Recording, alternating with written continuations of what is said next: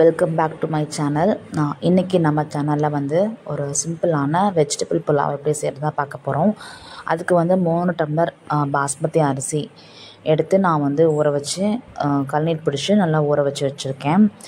Next வந்து பார்த்திங்கன்னா basmati rice வந்து நல்லா ஊற வச்சதுக்கப்புறம் வெஜ் புலாவுக்கு வந்து தேங்காய் பால் ரெடி பண்ணோம். அதுக்காக ஒரு பெரிய சைஸ் மூடி தேங்காவை சின்ன சின்னதாக கட் பண்ணி அதிலேருந்து தேங்காய் பால் எடுத்து வச்சுருக்கேன். இப்போ வந்து நான் வந்து இந்த பிரியாணி வந்து தம் போடுறதுனால குக்கர் இல்லாமல் பாத்திரம் எடுத்திருக்கேன். ஒரு பாத்திரத்தில் எண்ணெயும் நெய்யும் நமக்கு தேவையான அளவு போட்டுட்டு அதில் வந்து பட்டை, கிராம்பு, ஏலக்காய், கொஞ்சம் ஜீரகம், பிரியாணி இலை, இந்த மாதிரி கரம் மசாலா ஐட்டம்ஸ் எல்லாம் போட்டு நல்லா பொரிஞ்ச உடனே ஒரு 3 பெரிய வெங்காயத்தை நல்லா ஸ்லைஸாக கட் பண்ணி அதை போட்டு நல்லா வதக்கிக்கணும். வெங்காயம் நல்லா வதங்கினதுக்கப்புறம் வந்து நம்ம வந்து கொஞ்சம் இஞ்சி பூண்டு பேஸ்ட் வந்து போடணும்.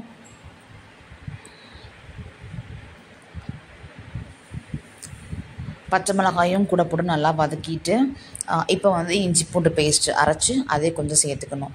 இந்த பச்சை வாசம் போனதுக்கப்புறம் இதில் வந்து கொஞ்சமாக வந்து நம்ம புதினா தலை ஆட் பண்ணி நல்லா ஃப்ரை பண்ணிக்கணும்.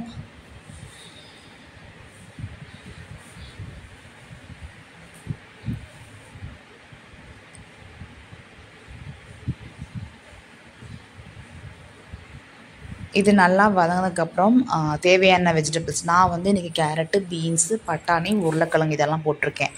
காய் போட்டு கொஞ்சமாக கல்லுப்பு போட்டு நல்லா அந்த மசாலாவில் பிளெண்ட் ஆகிற மாதிரி வதக்கிக்கணும். இதுக்கு காரம் வந்து பார்த்திங்கன்னா நம்ம போடுற பச்சை மிளகாய் மட்டும்தான். ஸோ உங்களுக்கு வேறு மசாலா ஐட்டம்ஸோ மிளகாப்பொடி எதுவுமே போட மாட்டோம். அதுக்கு தகுந்த மாதிரி நீங்கள் காரம் அட்ஜஸ்ட் பண்ணி மிளகாய் வந்து கூட குறைச்சி சேர்த்துக்கலாம்.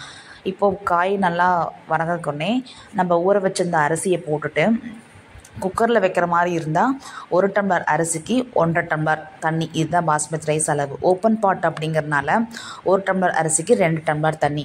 ஃபர்ஸ்ட் வந்து நான் வந்து தேங்காய் பால் ஊற்றிடுவேன். 1 டம்ளர் அரிசிக்கு 2 டம்ளர் அளவு வச்சு தேங்காய் பால் ஊற்றிட்டு தேங்காய் பால் பத்தாததுக்கு மட்டும்தான் நான் வந்து தண்ணி ஆட் பண்ணுவேன். தண்ணி ஆட் பண்ணி உப்பு பார்த்துட்டு நல்லா தண்ணி வந்து கொதித்து அரிசி வந்து ஓரளவுக்கு முக்காத்திட்ட வெந்துடணும். இந்த மாதிரி வெந்ததுக்கப்புறம் தான் நம்ம வந்து தம் போடணும். தம் போடுறதுக்கு வந்து ஒரு தோசைக்கல்லை ப்ரீ ஹீட் பண்ணி ஒரு 10 மினிட்ஸு அதில் வந்து இந்த பாத்திரத்தை வச்சு இதுக்கு மேலே ஒரு தட்டு வச்சு அதில் வெயிட்டுக்கு தண்ணியோ இல்லை ஏதாவது வெயிட்டான பொருள் வச்சிட்டோம் அப்படின்னா சூப்பராக வந்துட்டு வெஜிடபிள் புலாவ் ரெடி ஆகிடும். இது வந்து ஒரு 20 மினிட்ஸ் நம்ம வந்து இந்த மாதிரி தம் வைக்கணும். ஸோ 20 மினிட்ஸ்க்கு அப்புறம் எடுத்து பார்த்திங்க அப்படின்னா இந்த மாதிரி சாதம் வந்து அடியில் பற்றி போகாமல் நல்லா உதிரியாக நல்லா சாதம் வந்து நல்லா ரெடியாக இருக்கும்.